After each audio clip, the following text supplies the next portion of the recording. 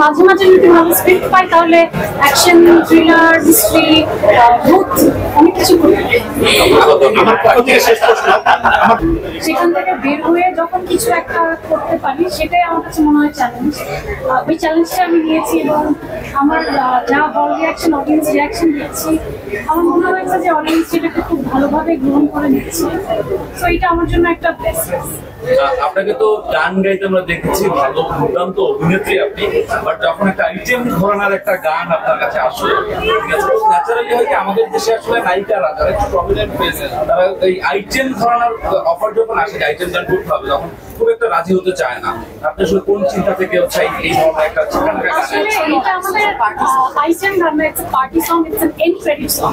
মানে মুভিটা শেষ হওয়ার basically not a party song, মানে নট আ আইটেম সং ছিল না, এটা পার্টি সং বলতে পারবো। আর আমাদের অ্যাকচুয়ালি ইনফ্যাক্ট আরেকটা গান আছে যেটা আমি না আরেকজন শিল্পী, সো এটা হয়তো খুব তাড়াতাড়ি রিলিজ হবে, আরেকটা ধামাকা ওয়েট করছে আমাদের ছবিতে। সো ওইটাকে আপনি মোরলেস বলতে পারেন একটা ডান্স নাম্বার। আমার কাছে মনে হয়েছে যে যেহেতু একটা ফুল কমার্শিয়াল ছবি, এখানে নাচ, গান সবকিছুই থাকা উচিত, অ্যাকশন, তো আমার কাছে মনে হচ্ছে একটা কমপ্লিট প্যাকেজ। আমি খুব ইন্টারেস্টেড ছিলাম এই কনসেপ্টটা। অ্যাকশন করার জন্য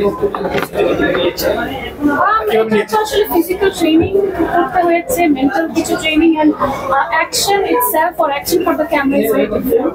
তো ক্যামেরার জন্য অ্যাকশনটা কিভাবে করা উচিত সেগুলো নিয়ে একটু ধারণা নেওয়া, বা আমাদের ফাইট ডিরেক্টর ছিলেন, আমাদের অ্যাকশন কোঅর্ডিনেটর ছিলেন, তাদের সাহায্যে করার চেষ্টা করছি।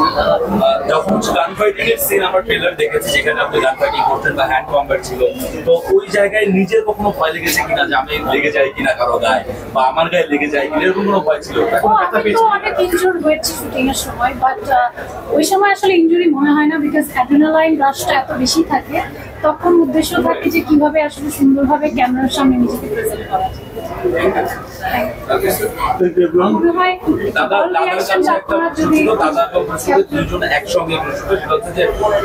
প্রমোশনে আপনারা পিছিয়ে আছেন কেন যেন আমার মনে হচ্ছে ব্যাপারটা। এটা আমার মনে হচ্ছে দাদা আমার কাছে এটা আসলে আমরা সিনেমাটা নিয়ে খুব বুঝেছিলাম।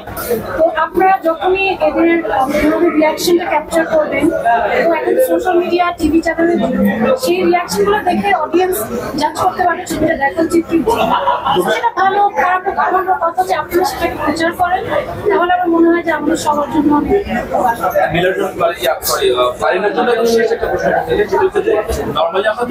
আমি আসলে এখনো মনে হয় যে এটা সিদ্ধান্ত নিইনি, দেখি আমাদের ছবিটা কেমন কি হয়, তারপর দেখা যাবে।